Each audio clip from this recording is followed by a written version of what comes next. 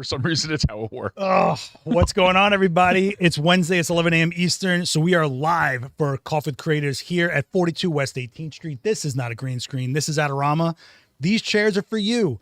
I have a JC here. We're going to get into who this Yeti is in a minute. Exactly, yeah.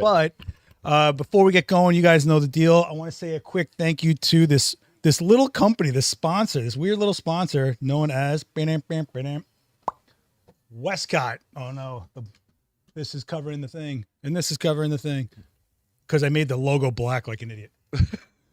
You guys know Westcott. It's a legacy lighting company in this industry. I think they've been around literally forever, but you've had lighting modifiers like the legendary Apollo or the eye lighter, all those things.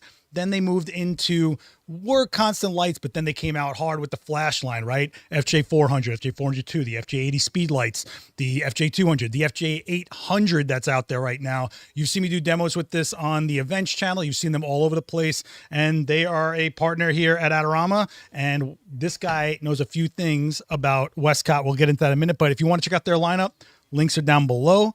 I also want to give a quick thank you to, boom, Tenba. Tenba, since 1977, has been a bad company in this industry. You probably owned a Tenba and didn't even know it. It was started by a photographer right here in New York, and they are supporting the show by, boom, making sure our guests get one with a custom engraved metal badge with the Coffee Creators logo. I want to thank Tenba so much for supporting the show, and you can check out the link for the full lineup. I'm talking rollers, everything, backpacks, everything. I think anyone I've ever worked with or talked to, there's been a Tenba in the room. Daniel has one that I want. I got to figure out which one it is. Anyway, and finally, I want to say good thanks to Gotham Roasters. Cheers, kid. Cheers. What'd you get? I've got a matcha latte iced because I'm like, that's the drink that really tough guys at Yetis drink. Matcha's good stuff, man. Hey, people hate on matcha. I think it's great. If you guys are ever coming to a demo, like the one that's happening here tomorrow at 5 p.m., we're building a darkroom in here. Go to 19th Street, go to Gotham, get yourself some coffee, tell them Adorama sent you, then come here, hang out. And just so you know, they're owned by a filmmaker and a photographer, so you are supporting our community by going and hit them up. So thank you, Gotham. Okay, now, who is this guy? Who is this? JC Carey. I feel like I've known you. First of all, I think we've met in like the hardcore punk scene here in New York as kids. A long time. Long time ago. And then you were all through the industry. You were at so many different brands and outlets. And then your work started getting out there more and more on its own. You are known for kind of sports portraits, but you've worked with professional baseball leagues. I mean, professional athletes, dancers. But now you are the quintessential Westcott guy. You are the guy that was like, I've used natural light forever, and Flash was, man. Now you're like, Flash. Everybody use Flash. You're a bit of an evangelist for Flash, my friend. It's been a while since I was the natural light guy. I'm just going to throw it out there, because, during those years at Nikon, I was definitely, if I had a hero in this whole thing, it'd be McNally. So when I went to Nikon, it was like, if it's good enough for Joe McNally, it's good enough for me. So sold the previous strobes that I had and, went all speed lights. But the move to Westcott has been, my friends are saying that my work got better, and they are all saying it's because of the Westcott stuff. I think that I've just gotten older and better. But I'll say the thing when you move to strobe is people realize how much more stylizing you can do and how much it's more on you to create the image that's finally happening at the end. So you've done a lot of stuff. Let's show some of the stuff. I'm going to warn you guys. I'm going to go to his Instagram. It's a lot of self-love here. I mean, this guy just can't There's 3 pictures of me. He can't get enough of himself. If you see, he's got the Hulk green monster thing on the left. He's smiling in the middle. Then he's like, wait, no, show my other side. Because it's not enough to get the right side. You guys got to show the other side. So a lot of that's me in the center of the second. This guy, right, too? Yeah, this is you? Totally you? Too, yeah. That's totally you. I mean, but this is a lot of work. First of all, you're producing a lot pretty rapidly. I think you're out there shooting a lot lately. Not that you haven't before, but you are constantly posting now. I like to shoot. And I think this is more or less the environment I know you from. Yeah, that's Youth of Today last week. But you were my NPS rep a million years ago. You were my Nikon rep. But this is, I mean, we're talking about not just out there, not just in the studio, but you're out there, you're creating the exposure to take down that sky exposure. You're getting that texture in the sky, then you're introducing your own light, you're balancing, you're making these decisions for your own final result. And I think especially when you're shooting something like sports portraits, where they're almost like superhero-like, almost like you want to put them on a pedestal. You shoot a very, very No, I keep saying stylized, but it's semi-dramatic. It's not drama, but there's an impact to it, right? Yeah, I don't go black backgrounds anymore. And it's definitely one of the advantages since I switched over to the 400s first and now the 800s is when I shot speedlights, a lot of my work was wide open, it had to be. And now I have the option to do pretty much whatever I want because I have enough power to make all the creative decisions myself rather than having to let the gear make those choices for me, which has really been big. Yeah, I think a lot of people get inundated by that. They go, oh, wait a second. So now it's all on me. Like, yeah, let's get into your skull, sort some things out and see what you really want to do. And that's why I tell people, look at the work that you're into and then what about it you're into and then pick the pieces. And now how do you take the techniques, learn them and apply them to create that kind of work, So where did the sports portraits come from? Has that always been a thing for you? I feel like that's... No. So I got in with, when I was still at Nikon, the shooters at the Mets, my unfortunately now passed away Mark Levine, who was like one of my best friends in the industry and just a great guy who had been the Met team photographer for years. He had invited me down to help him set up lights for the Mets down spring training. That's where they do their media day. And after I set up all the lights, they were like, "Hey, do you want to do some JC stuff?"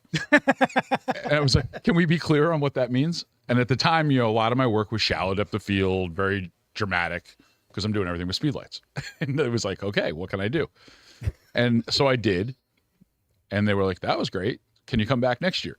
So then it became that this year was the 7th year doing the Mets. And then I do the San Jose Sharks also. That a photographer that was working there had come to one of my classes, one of the workshops I do at Summit, and was like, hey, can you come out and help us with this? And it's turned into that. But because of all that, local colleges, local, high school teams are like, can you come do this? But by no means, like, I know people that are much better than that at me, because if you do it every day, you're going to get better and better at it, and for me, you're at a level, you do it at a level that they appreciate, but you're also, it's the experience they had with you, how easy it would work with 30, 40 people at a time. It's not an easy thing. People don't get that. It's wrangling cats. I mean, it's and egos. Yeah. And not just cats, but like wet cats. Like, it's a challenge.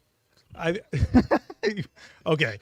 But one of the things I think is, if you're someone that's just getting started, if you have a genre like sports portraits and you're working with a team, well, you don't realize that you have like 30 people that are all experiencing the way you work, and then you don't know where they're going to go after that. That coach could go to another team, that 100%. Owner, whatever. So whatever you did sticks with those people, and those photos are meant to stick around for a long time. It's an audition, man. People always say, like, how do you get more of this work? And the answer is always the same, is deliver the work on time, show up on time, and don't be a jerk.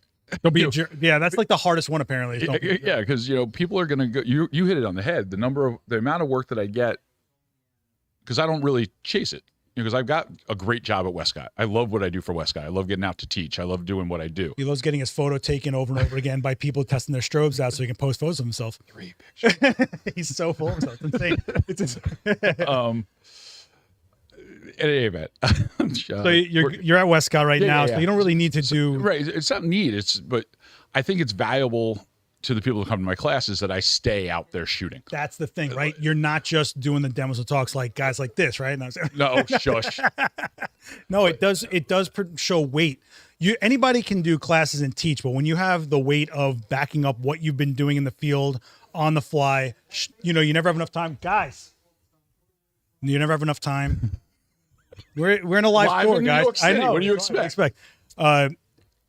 It's whenever you say on those stages, whatever you say in those classes, whatever you say one-to-one, you got them more locked and engaged because you have to build that trust. And the only going to build that trust is by proving what you're doing. 100%. You know what I mean? That was, when I was, because I didn't even shoot sports until I got to Nikon. And it was. Oh, that's interesting. No. They gave you all the long lenses to mess around with. You're like, you know what? That, but it was also just going out there and meeting people and then listening to people. And they're telling us that they can't hear them, just letting you know. Yeah, well, I can, and I can't understand what he's saying. His low-tone Yeti voice mixes with that mumble, and I can't. You're the one. So, there's a question in the chat. So Devin's asking, so when you're outdoor sports portraits, are you using ND with strobe, or are you just using strobe, I guess, high-speed sync versus ND? So I am a high-speed sync guy primarily. Especially when you have an 800, you got Yeah, that's part of it, and part of it is just I'm generally, if I'm going out and I'm getting into high-speed sync midday, if I'm shooting with a 400 watt light and I put a 6-stop ND on it, let's say, then I've just lost 6 stops anyway. You're just murdering. I only lose 2 stops, 2.5 at 8,000th of a second with high-speed sync. Yeah. So to me, that trade-off hasn't worked for me. I understand why some people do. It's a valid debate.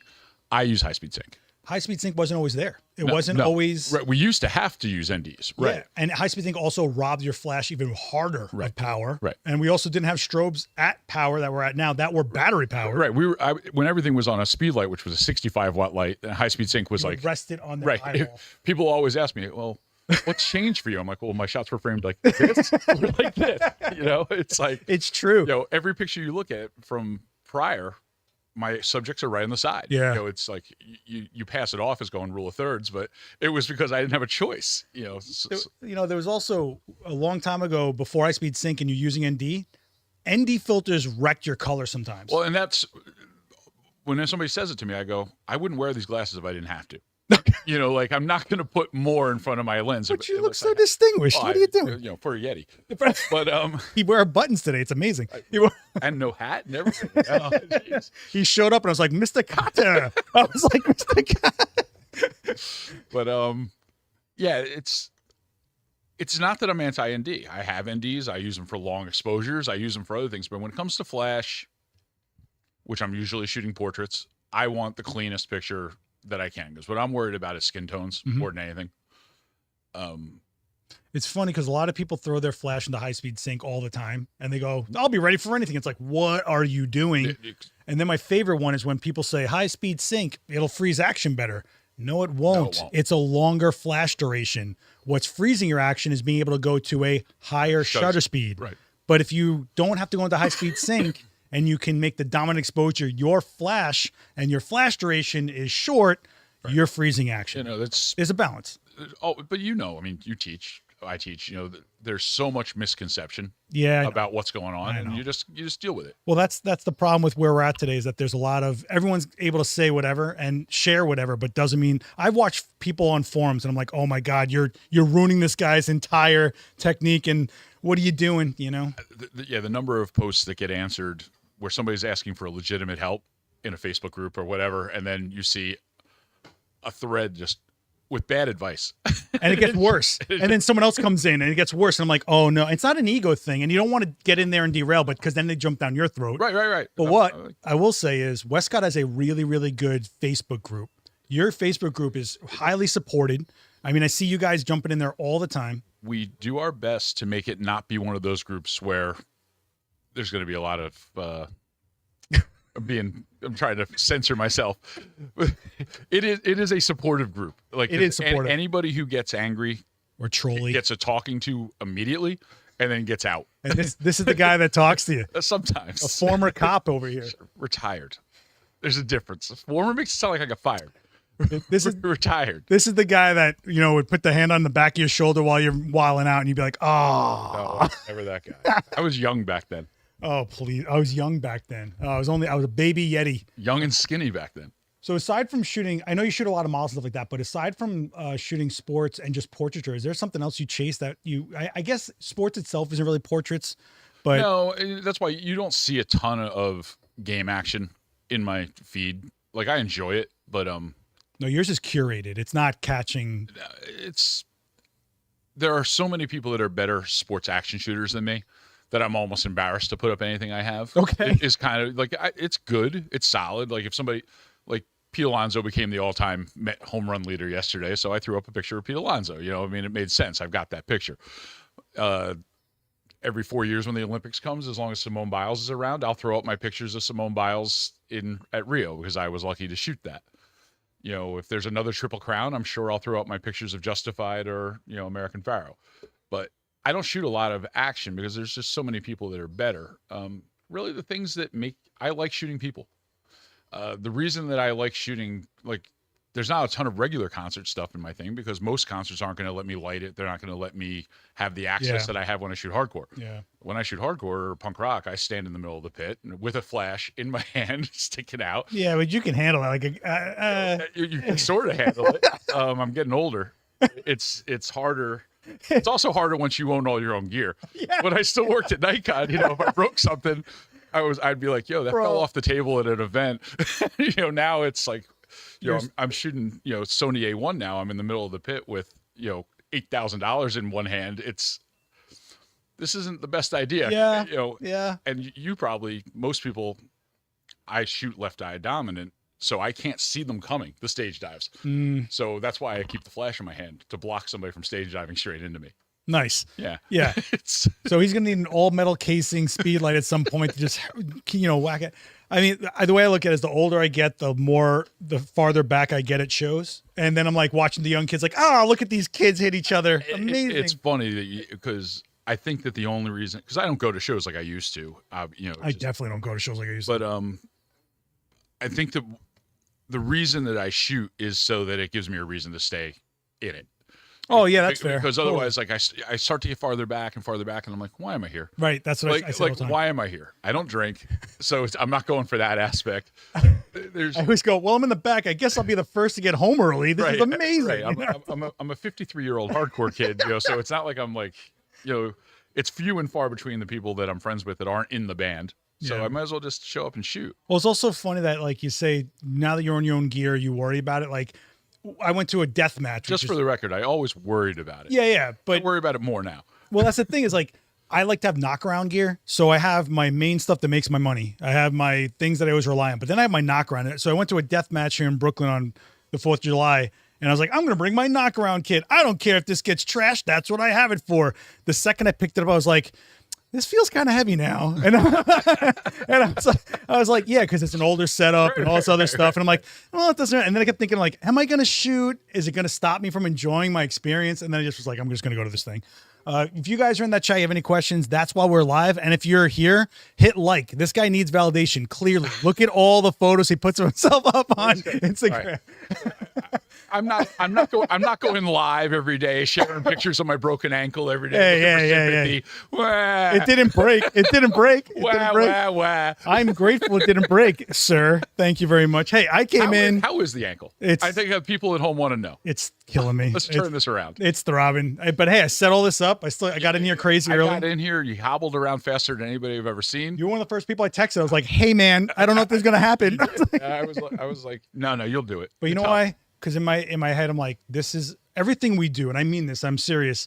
We're an example. And this also shows professionalism. 100%. If I can do it, I am going to do it. And when you break cadence of things like live streams you have every week and your audience is starting to go, well, it didn't show up this week or next week. Why should I show up anymore? We're here for you guys. And I take that super seriously. You're like, I don't know if people understand how much work goes into doing what you do. Like, because they only see this part.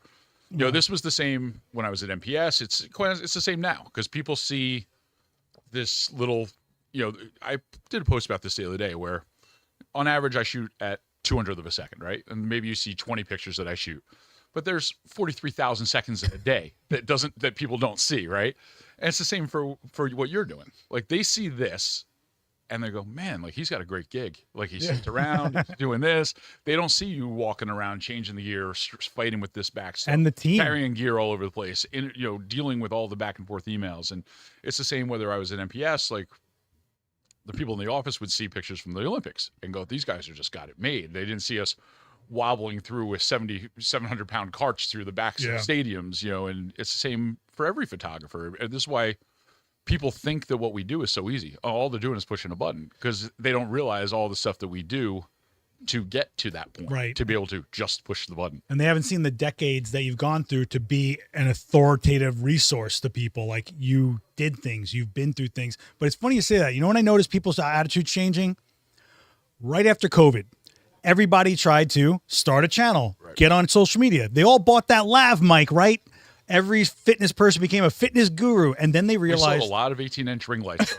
I'll tell you that right now.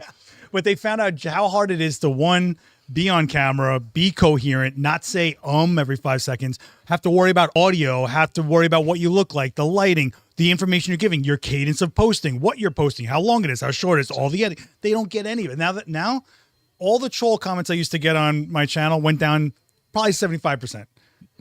It's really interesting. People learned. They go, oh yeah, I get it. It's not so easy. When you shoot live, everything goes haywire and you're doing 40 things. And I got to do all this while we're shooting live. There's comments that I never got before of like, yeah, I guess if he had a second, he could actually think, he would have thought that out right away, you know? My favorite philosopher, Mike Tyson.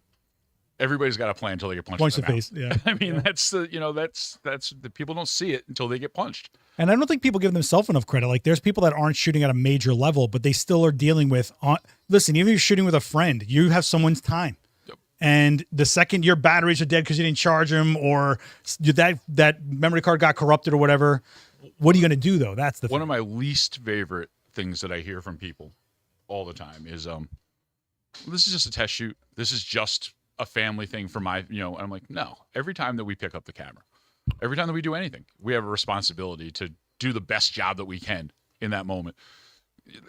Because it's a split second. Right. And after that, it's gone.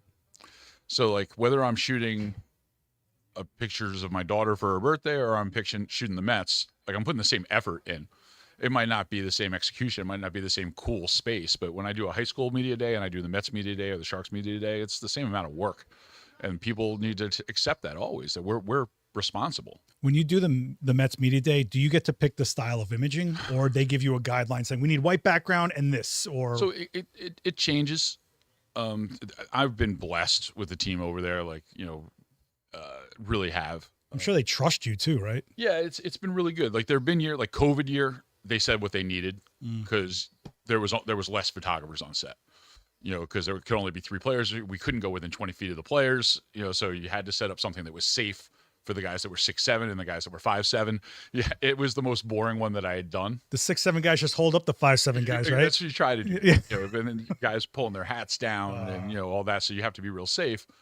I get some leeway.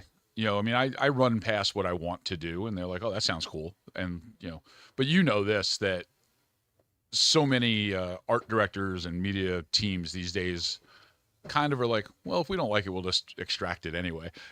There becomes that thing, right? So as long as the players are lit well. If you get something coherent, we'll take it from here. The pictures you saw of Pete, that was on a white background, and they knew that I wasn't happy about that. And it wasn't that I wasn't happy about it. It was that it's not my style. You don't see a lot of white backgrounds in my work because it feels too clean for me. Well, it's also tough to shoot white on clothing white. with what it's and so that was funny. Was the year they asked me to do that? They were like, we also did a blue set and an orange set Mets, and I was like, oh man, because I'd like to shoot on one of those and I could do some drama. And they were like, no, you got to do the white because it's hard. An orange background must have been rough. It was probably rough. The skin tones. Well, it just bounces light back, and then everything goes Nickelodeon. It came out good, but it is hard to do the white uniform on white. Yeah, and be clean. It's in a small space. It's definitely the most lights that I've ever used in a shot because just to get it right. Because they also don't give you a ton of time to do post. Yeah, they want the pictures now. They used to do these outside. They used to do these. So like the press still does them outside. Okay. So there's like you're going through a gauntlet, so to speak. The players, where they're going to the Daily News, to the Times, to all these sites, and then next thing you know, they come to us. Right. They're already tired. And you got 100 players in an hour and a half. And they're over it, man. Yeah, they're over it. But an hour and a half, in 100 players. But the cool thing about that is you're still dealing with professionals, and they totally get it. Love it. It's look, for me, that has been, I grew up a Met fan. I was 14 in 1986, which for better or worse was the last time that we won the World Series. And, I'm a Jew from Brooklyn. I don't watch baseball, but I guess I'm automatically you got to root for somebody. Yeah, the challenge is that when I walk, I fell into this, and you fall into it by the same way that some people fall into things is produce decent work, be a nice guy. If you say you're going to do something, do it. So with that's been, a blessing for me. Yeah. I also think that if you are having a hard time on set for whatever reason, it just makes you that much better. Oh, I mean, 100%. Now I bet you, dealing with all those athletes and egos, you could take a 4th grade class and wrangle them a lot easier. For some reason, I think a lot of photographers probably have this, but I've seen some not. My patience when I'm shooting is like 1,000 times better than my patience with anything else in my life. Yeah. On set, I'm cool. Offset, you people that know me. It's crazy, but yeah, wrangling kittens. Is this something you want to get into shooting that you haven't yet? I feel like at some point you feel like it doesn't matter what's in front of your lens. It's just you figure it out. It's more that I know the things I don't want to shoot, because like there's certain things where I just go, I can't. Like, I got it. Joey Terrell. So yeah. Joey's a genius to me, and I watch him, and I don't have the macro. Not just the macro, but even when he shoots people, it's a lot of lights, and they're all focused. Okay, first of all, product guys or macro guys that shoot portraits are psychopaths. 100%. You have no idea. Me and Dana had a guy in our studio that was that, and we're like, it just took you 4 hours to get these lights, and he's like, nah. And it's like, it's perfect, and I don't have that patience. Like, I know for me, there's a reason that I teach from fear to flash, because like I don't want to deal with people that really know what they're doing. I want to deal with people that don't know what they're doing. I want to get them to the point. I describe myself as a house painter. You can put me in any place and I'll make a better picture. If you need something that's awesome, like just really detail oriented, I'm not your guy. I know that. It's funny because me and Daniel say this all the time. Like we don't really do many beginner classes anymore. And it's been a long time. And people go like, why don't you? And we're like, well, we would automatically take it to a place that's not going to be coherent. I love doing beginners. But then we'll do something that's so crazy hard and meticulous, but then a beginner class just puts out a can of fog there. It's like, oh my God, this is amazing. And you're like, that is the secret to me doing what I do. Oh, please. I was in your class at imaging. At imaging. Imaging. Yeah. You had to have at least 700 chairs, maybe more. They told me 667, but it was a lot of people. Yeah. They were all there going into that. Because first I was going to do it like very punk rock hardcore. So I'll go, everybody move to the front. Everybody move it. That's how I do it. That's how I just yell at people. I was going to put a little bass in my voice and be like, get up here. But you were up there. You were going through all your stuff. You were explaining everything. And nobody in that crowd was checking their phone. Nobody in that crowd wasn't paying attention or writing. They were writing some kind of notes. And you didn't even start shooting yet. That's when you know people are really valuing what you're saying up there. But you're also showing it, right? And I'm not I don't think I actually do any demos where I show a slideshow of work. I just get right into shooting. And every now and then I'm like, half this crowd probably has no idea what I do, how I do it, or what. And I should probably start a baseline of who they're learning from, That's, because I in my perfect world, always when I teach people go, oh, how much time do you need? I said, well, it'd be great. If you want me to have a live shoot, I said, I need like an hour first so that I can do the class. And they're like, oh, it's a keynote. And I'm like, yeah, it's a keynote, but it's going to give us, I'm big on process over recipe. You mean an hour before the demo? About that. I want to talk for like 40 minutes. He wants to exhaust them so they don't even realize how he's shooting. So it's easier to wrangle. Yeah. You've worn them down. No. There were people that were in that class. You got to teach them process. If you teach process, because too many, in my opinion, not to talk badly about anybody, obviously, but you probably run into this. I did something. I did something a couple of weeks ago where I'm asking the students, I'm like, so how much depth of field do you want in this picture? Because that's what I always start with is my depth of field. And they're like, I always put it at 4. And I was like, well, why? At what focal length? At what this? And they're like, somebody told me to put it at 4. And I was like, and they're like, well, somebody told me to put it at f4 at 1/160th at 200 ISO and do this. And I'm like, all right, but what if you're in a different spot? What if you're in a different place? What if you're and that's why recipe to me, like in my class, I put all the EXIF data because people demand it. Oh, not because it makes a difference. Hold on, I gotta stop you. If you are in a class or a demo or anywhere and you ask, what are your settings? You are not paying attention to the right things. The settings have nothing to do with anything. As weird as that sounds, it's why we chose those settings. That's right.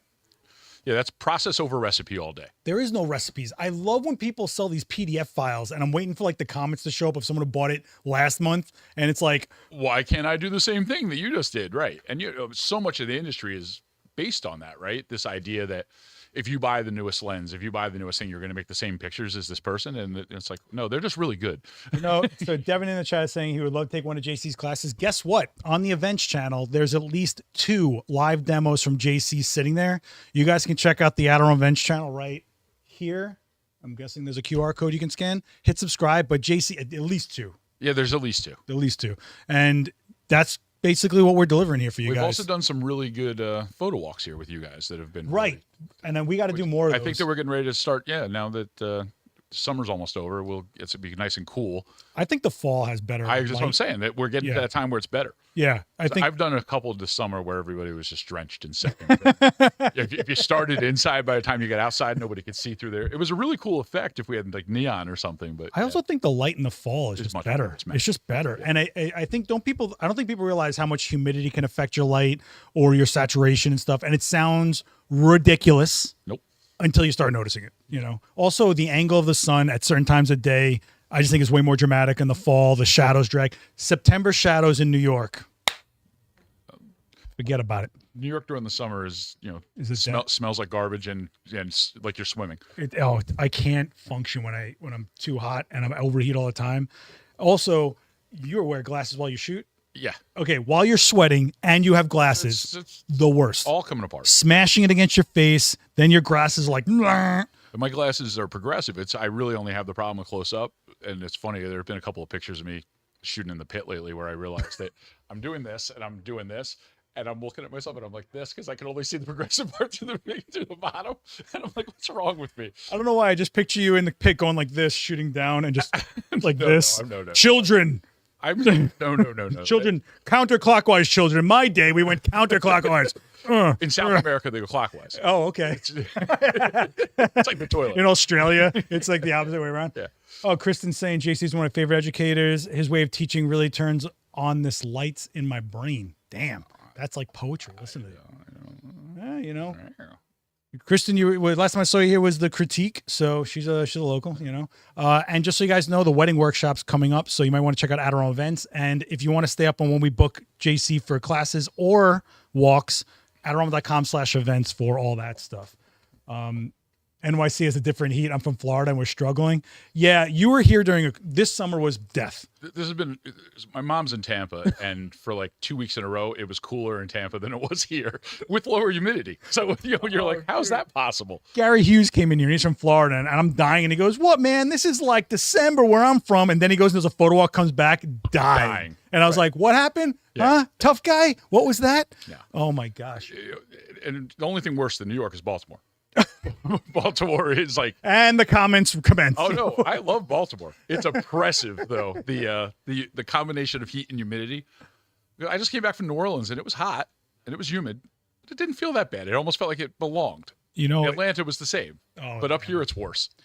I got to tell you how many years in my earlier half of my career, I worried so much about the film I'm shooting while in those heat waves and wondering if I was going to come back with something that I could pay my rent with. Right. I mean, it was crazy. I used to shoot 3200 speed black and white, which was very sensitive. It'll shift, yeah. Yeah, it shifts. Or it goes completely gray and you're like, I swear I shot something. They don't want to hear that. All the young people right now are like, what are they talking about? All the young people are trying to buy film right now. Like, it cost me $60 to shoot every time, but it looks amazing, you know? Or they're buying early 2000s point and shoots. Are you doing any kind of trendy stuff? Or I am not. Shocking. I couldn't. I'm not trendy. My whole wardrobe. Those Crocs, no. They're definitely the most expensive thing on my feet. They were $60. Yeah, no. I carry a lot of expensive gear, but my clothes, no. No, I shot film. People of our age, obviously, I shot film, but being poor my whole life, shooting film was always a challenge. Yeah, man. Because I was scared to screw up. It was very in the middle. It wasn't until digital started where I went from taking pictures to making pictures. Okay. Where I was. You already bought all the pixels. What's the difference? Right. Was not scared to take chances. Wasn't scared to go, hey, have I messed this up? Where with film, I was always like, I've got 36 rolls and it cost me 2 hours of washing dishes. That's how I would play it, in my head. But no, I'm not that guy. It's not that I'm anti-film. It's great. And medium format's really great. Yeah. But for me, I've got some film cameras sitting at home that, just from being young, but I haven't run film through them in years. Yeah, I get you. I mean, going into the next level of technology nowadays, I mean, I'm crazy. It's crazy to think what we're doing on battery power and strobes alone. You kids have no idea, like no idea how good you Not have. carrying packs. Oh, forget about running it. extension cords. Do you remember Q flashes? Yeah, of course. Yo, anyway, where do you think we're going now that AI is coming involved? Do you think that people are going to be? I feel like AI like tries to generate lighting and try to basically use what it's seen, and every time I see it, I'm like, that's not how light acts. That doesn't look right. So, how do you feel about what's going on right now? It's similar. It's not the same. It's similar. It'll keep getting better, but to when cell phones came in. You all right? Yeah. Yeah. Stop kicking things. I'm trying. He keeps kicking me under here to get me to change what I'm saying. Not true. There's a question there that I don't know if I should touch. That bottom one. In any event, I think it's similar in a way to when cell phones came in, or when, when digital first came in, a lot of the older guys were like, "Oh, now everybody can do it," right? But you're always going to come back to the people that are really skilled. You're always going to come back to the people that can provide, because photography, we already talked about this before. It's not just about producing a photo. Thank you. It's not just about producing the photo. It's about producing an experience that the people are going to look at you and go, that was a good experience. I feel like I was comfortable. I got what I wanted. We're all going to use AI tools going forward. They're being integrated into Capture One, into Adobe, into everything that we use. There's no escaping that right now. There's AI literally in your camera determining if there's a human being in front doing of it. Everything. Right? But I think that where we will,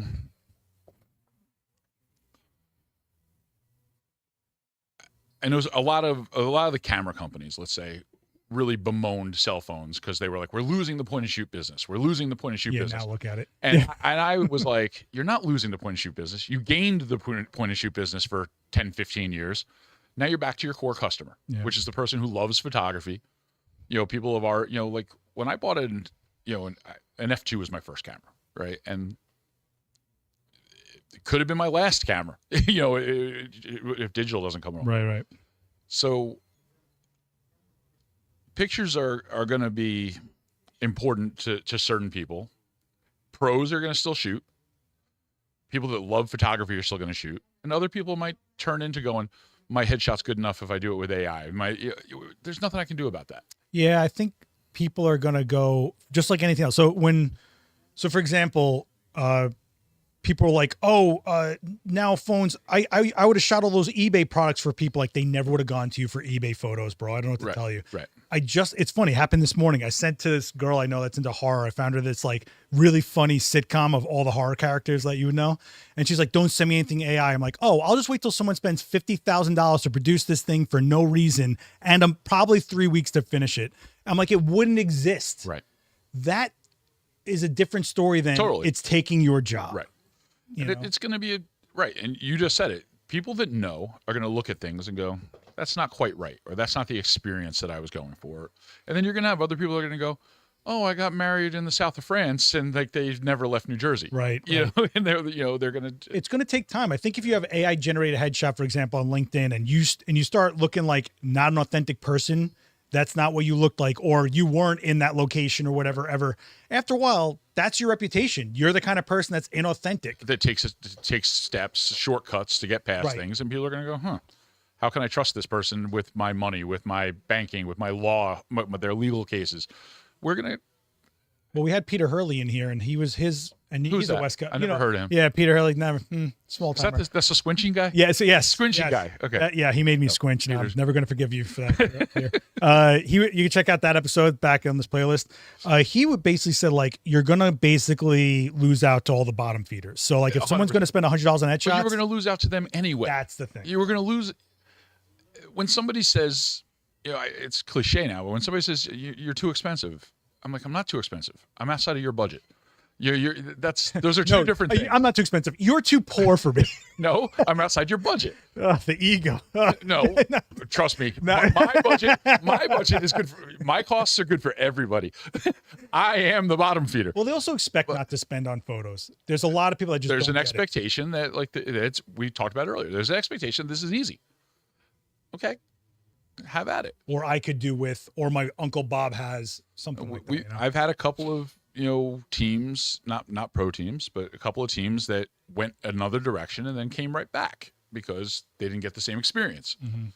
That's fine. It wasn't about the shots so much. It was the experience, that it was easy, that people weren't running all over, that every kid got caught because we weren't, it didn't take. But AI is it's a real thing and it's going to affect us. But I think that if we do it right, it'll accentuate what we do rather than hurt us. Well, GD's saying AI noise compression saves some photos of my photos for a job a couple weeks ago. There's always going to be some.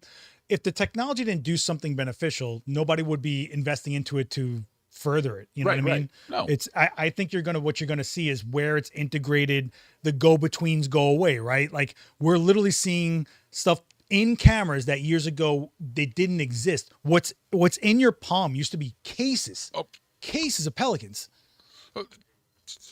This laptop used to be a whole room that big. We're broadcasting. Yeah, exactly. With a PC, man.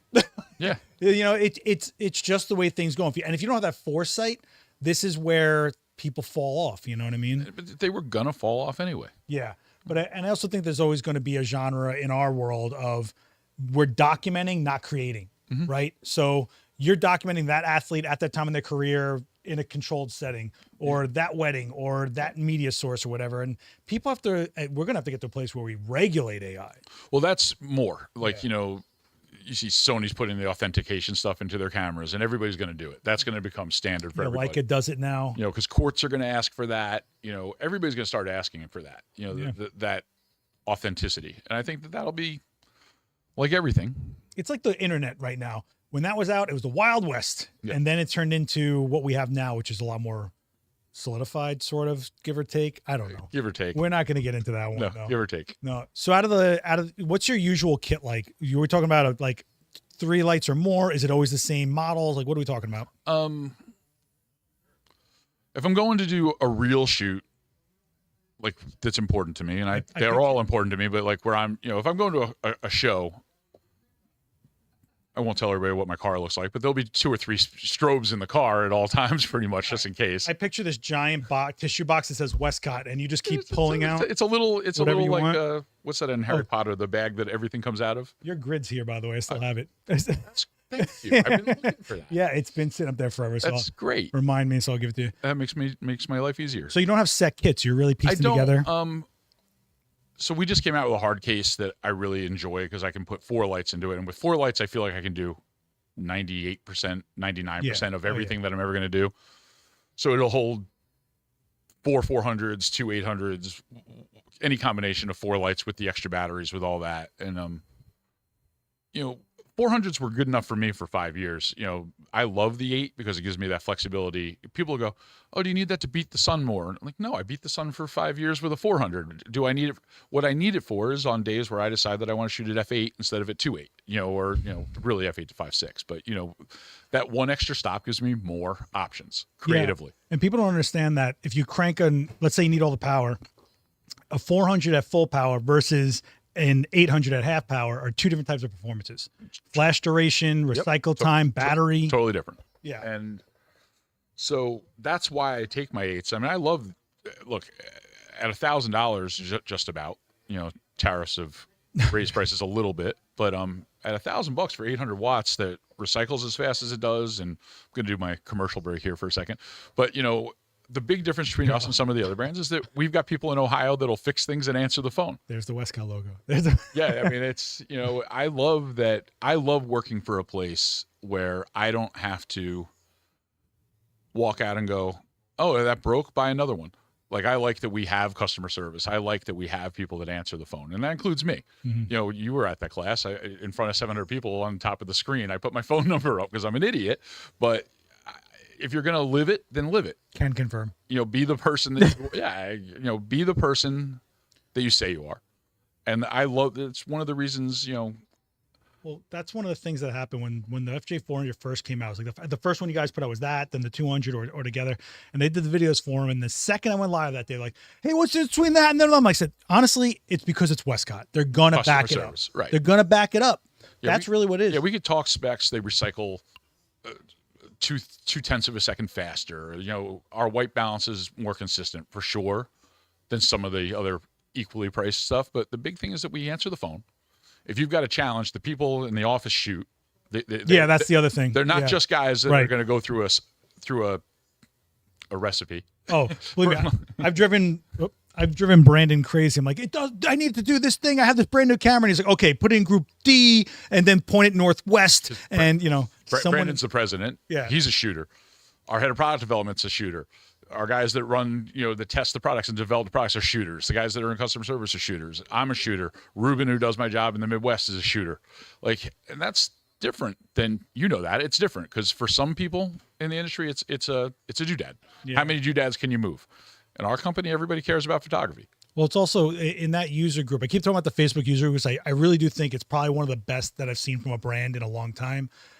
They're getting faces. They're getting people that they're talking to, not random guy that might be there for 2 weeks and then change, or some offshore person that's not really with the company or something like that. You're talking to them. So I got to give them credit on that. And one of the things I really like, and this is not me giving a commercial for Westcott, I love how much. Please. Hold Keep on. going.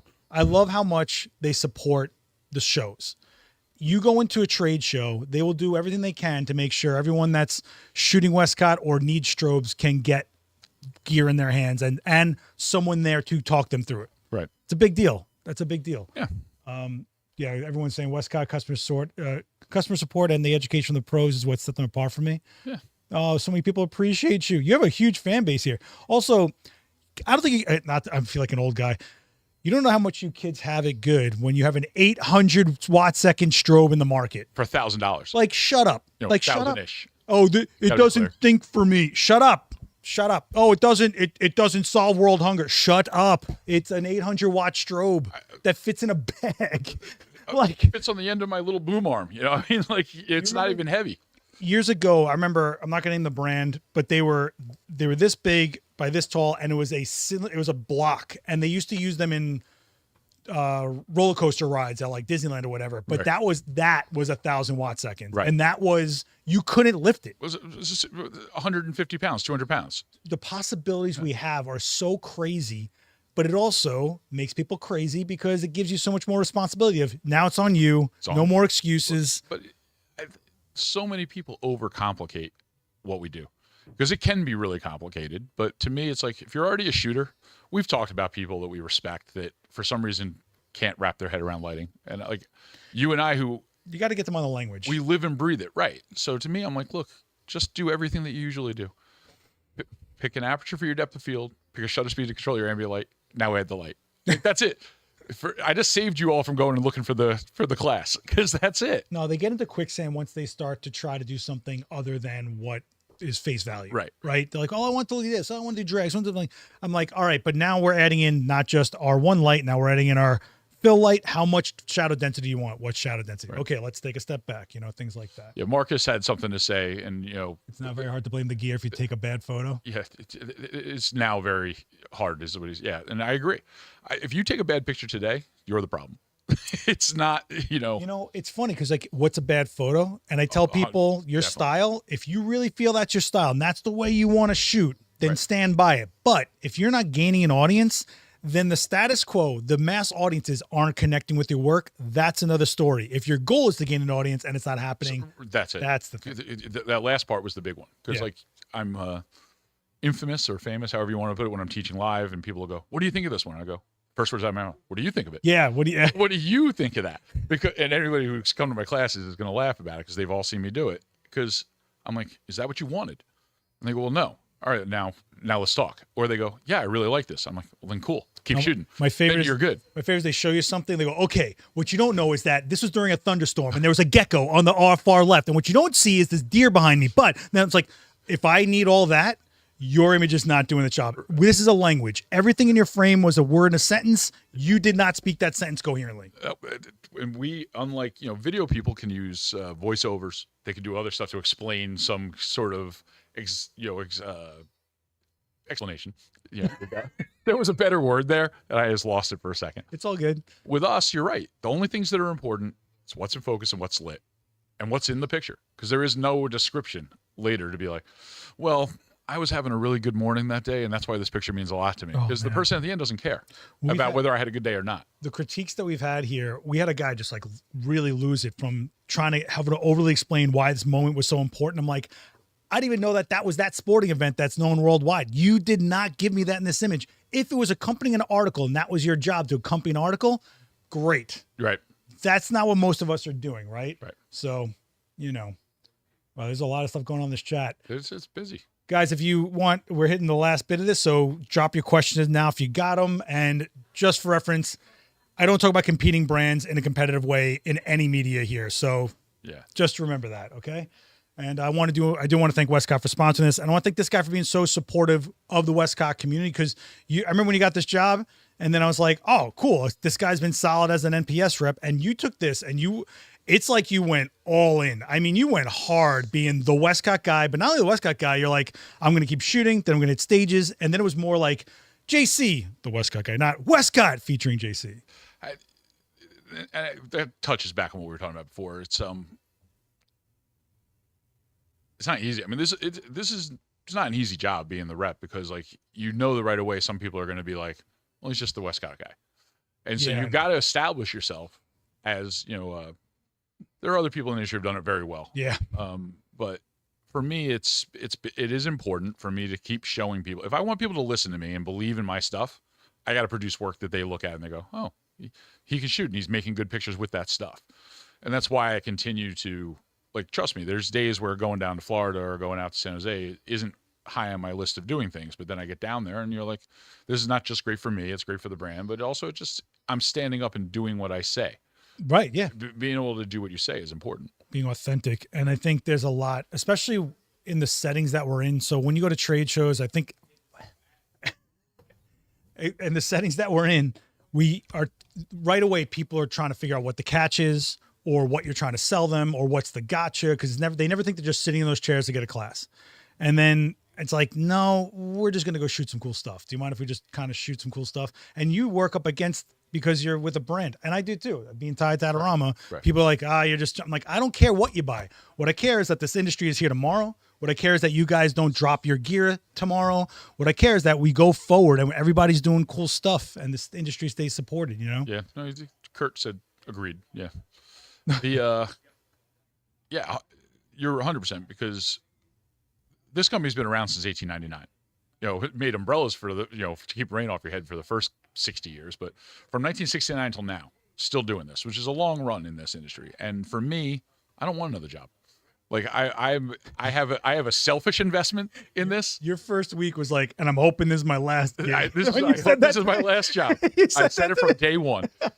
It's not that I've been blessed that I haven't applied for a job for real in 20 years. It's been, I did one job. The next job called and said, do you want to work here? The next job called and said, do you want to work here? That's a blessing.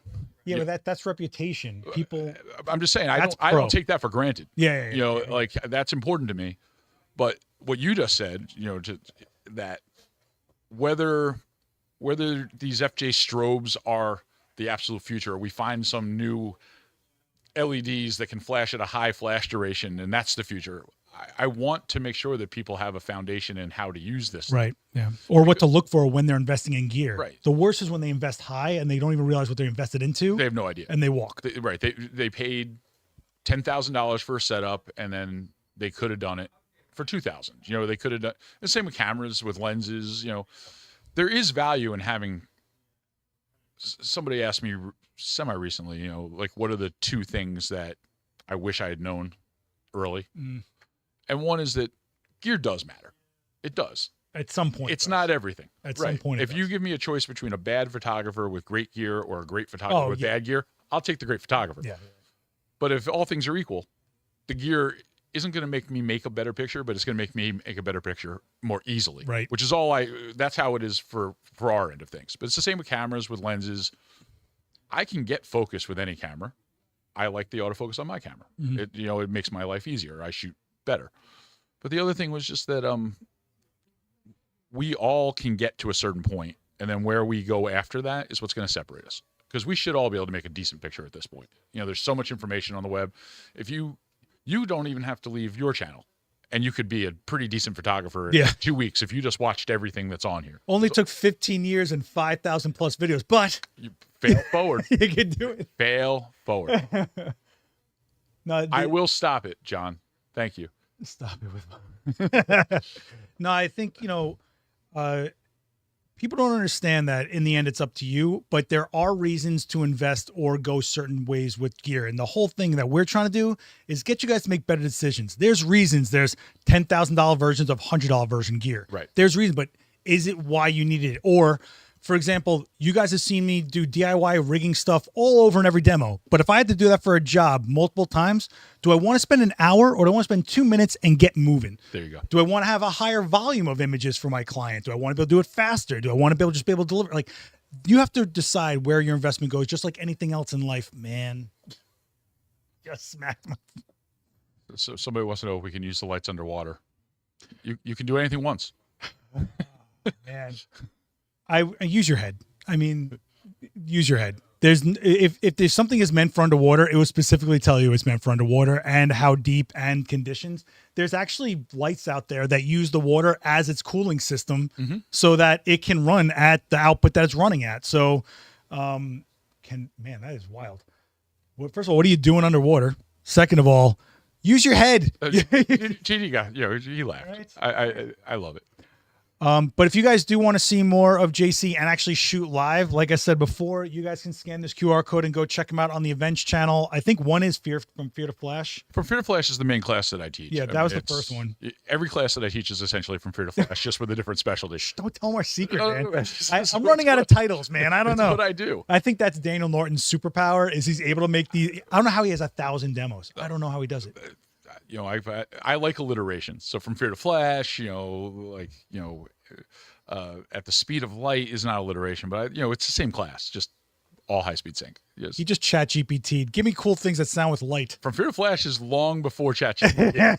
I've been doing for Fear to Flash now for 12 years, 10 years. Oh my gosh. 10 years. Guys, do yourself a favor. Check out JC's Instagram. If you are a Westcott user, drop him a DM. Say what's up. You have any questions about anything? Even Westcott? if you're not. Yeah, there say you go. hi. Yeah, he'll do his voodoo stuff on you. Or if you see him at a trade show, and you guys should all be thinking about trade shows. We got imaging coming up in January. You got WPI coming up, I think, in March or April. You've got a lot of things coming up for 2026, and it's going to be here faster than you think. So if you need to fly or something, go check those out. You guys are massive supporters of a lot of the trade shows, which I think is commendable. It's super important, to support the community. You get people all the time come up and go, well, I use this brand, I use that brand, and I'm like, you shouldn't, eventually. What's up? Yeah. Now we have a relationship. In the future, if you need something, come chat me up. Yeah. And I'll do my best to help you, whether it's the lights or it's the modifiers or whatever. Just be cool to each other out there. We're a small community. What is it? A twig breaks easily, a bundle is strong. That's community. Tecumseh quote. I didn't make that up myself. I never heard that before. Yeah, it's a good one. It works for you. Chain is only as strong as its weakest link. You're welcome. That's it. No, but I think, are you going to be, do you have a class at imaging? Not this year. Okay. But I will be there. All right. I do have a class at imaging. I'll be on stage. This might be my last platform class for quite a while. Go check it out. I like imaging a lot. I don't know how you feel about it. I think imaging, look, at this point, I love trade shows because the trade shows that I've been going to the last couple of years have been more. I don't want to hurt anybody's feelings. I wasn't a big Photo Plus fan, not because of any of the organizers, not because of any of that, but because it was in New York City and it was free on a certain day, and you would have people come in that weren't shooters. Yeah, that were just gonna ask you guys. questions and play stump the chump with you. Right now, the current state of the industry, when you actually go to these things, is everybody's actually into shooting. Everybody's actually into learning. There's always going to be exceptions. Well, the thing about imaging is that they're part of PPA. Right. So they're already serious. They're already looking to be on the next level, trying to do this for a living. They're in a different mode, I find. Imaging's a great show. WPPI is a great show. Shutterfest, Boca Academy. These are all right now. I haven't been to anything anytime recently where I walked out of it going, oh man, that was, that's been the case in my life, but it's been right now. I feel like we're really in a good space.